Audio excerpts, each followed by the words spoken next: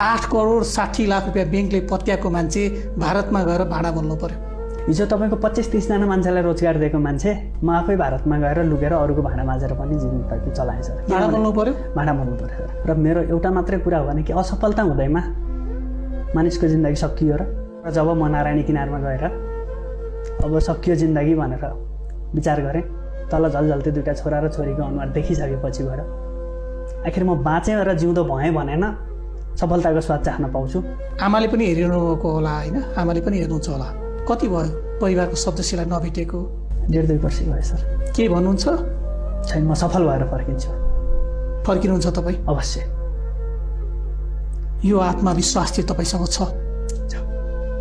यदि म असफल हुँदासम्म म आमालाई पनि भेट्दिनँ नै भनेछु। तपाईँ 2,50,00,000 रुपियाँ लोन लिइरहनु भएको थियो। हजुर। एकैचोटि 8,60,00,000 चाहिँ कसरी पुग्यो? मलाई त्यो बुझाइदिनु।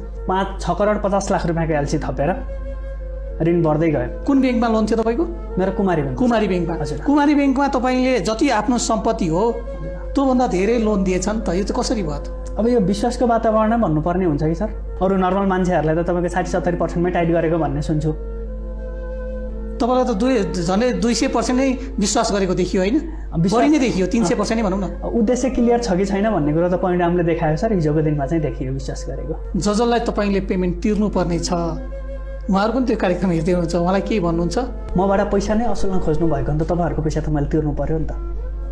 आध्यात्मिक मान्छे पनि हो म, धर्मकर्ममा पनि विश्वास गर्छु। कसैको ऋण खाएर मर्नु हुँदैन भन्ने संस्कार मैले पनि सिकेर आएको हो।